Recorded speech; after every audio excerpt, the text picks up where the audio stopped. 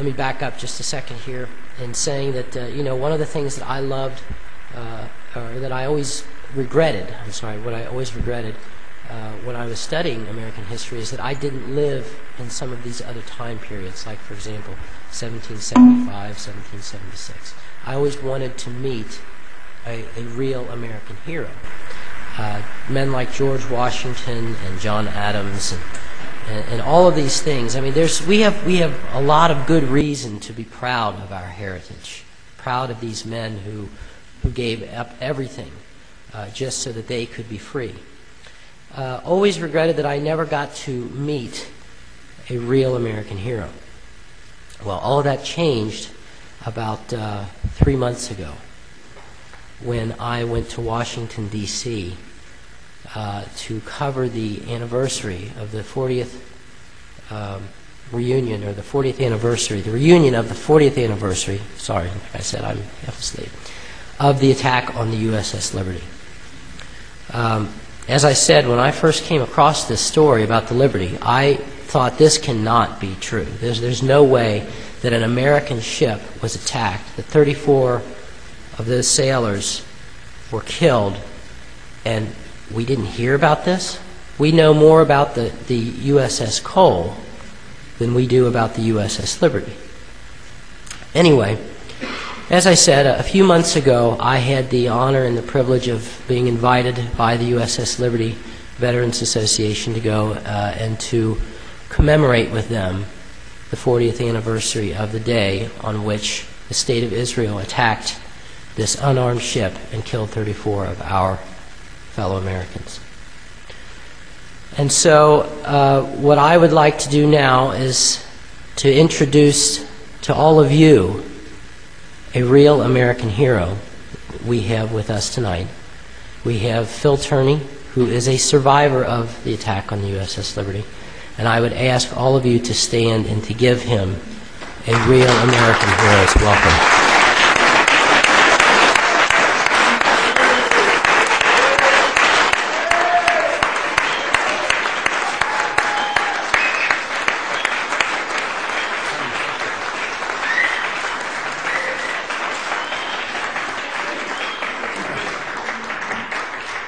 Well, thank you, Mark. I appreciate that introduction. It was very kind of you. And I want to say, first of all, before I get into the Liberty story, I've been to quite a few of these events around the country, and I am very honored and pleased to be with all of you today, which I consider the backbone of our country, American patriots that do care about our country and what's happening to it. And also, I'm thinking about what happened at the Marriott, what they did to you and what they did to all of you. It was disgraceful. It was, I think, a breach of our free speech, right to assemble. And I think we all ought to write the CEO of the Marriott a letter. If he doesn't answer that one, write him another letter. If he doesn't answer that, you write him another letter. Continue writing letters to these people till you let them know that they're not going to trample on your civil rights ever again. We have a right to be here.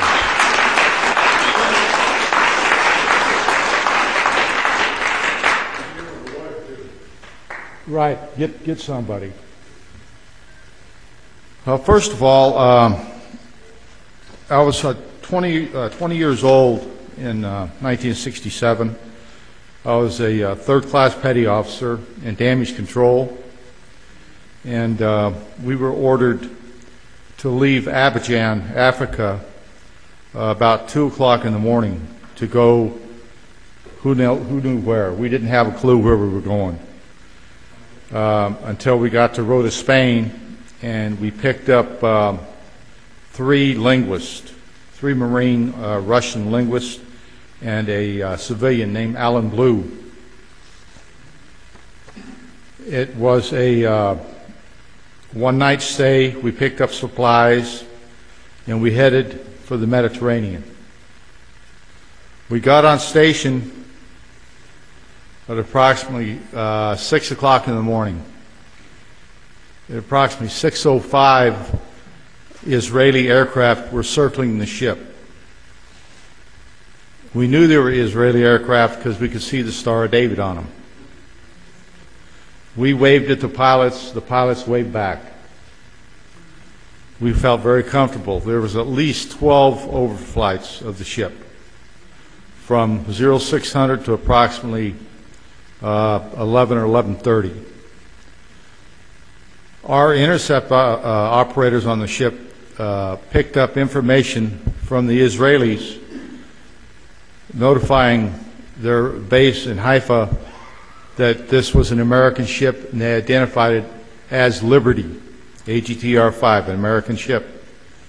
And this was passed on and picked up by listening bases in Beirut, Lebanon, at the American Embassy. It was picked up in Vietnam, believe it or not. It was picked up in Greece. That the Israelis themselves identified us as American.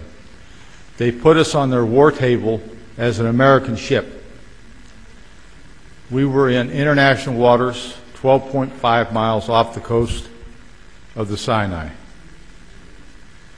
At approximately 1 o'clock, we had a general quarters drill, which is a drill to test our skills for, at that time it was a chemical drill. We were in chemical suits, and it was hot, believe me. It was a hot day.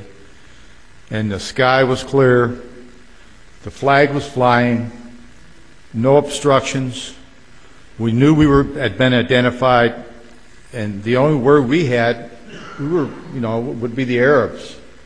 We thought that would be the only people, but we knew our good friends, the Israelis, were there. If anything happened, we knew we were protected. Before we got into the area, by the way, the captain did ask for a destroyer escort because we were going into a war zone. But we were in international waters. They refused him. They told him that you're flying an American ensign. The Israelis know you're there. Don't worry about it. We secured from general quarters about 10 minutes to 2. I went up on the forward gun mount. The sound-powered phones weren't working, and I was the damage control officer of the forward repair party. So I went to the CIC where the guys to take care of that, and they sent a guy up there by the name of David Skolak to repair the sound-powered phones. Now, we were in condition 3, readiness. This means we had 4 50 caliber machine guns on the ship, and they were all manned because of condition 3. We could see on the land black smoke and fires and bombs and things going off. And then at 2 o'clock, the attack started. It started with 3 French Mirage jets. They hit every single antenna on that ship, operating antenna. There were 40 of them. And now this ship was the most sophisticated ship in the world for telecommunications. They hit every antenna on the ship, and we couldn't get a word out to anybody for about 10 minutes. Terry Haldebardier jerry-rigged an antenna that had been shut down. The tuner had been shut down. These guys were shooting at us with heat-seeking missiles. And they took out first all the antennas. They took out the captain's gig. They took out the whaleboat. And they took out 99% of our life rafts. This attack lasted about as long as the attack on Pearl Harbor. There were over 820 rocket and cannon holes in the ship.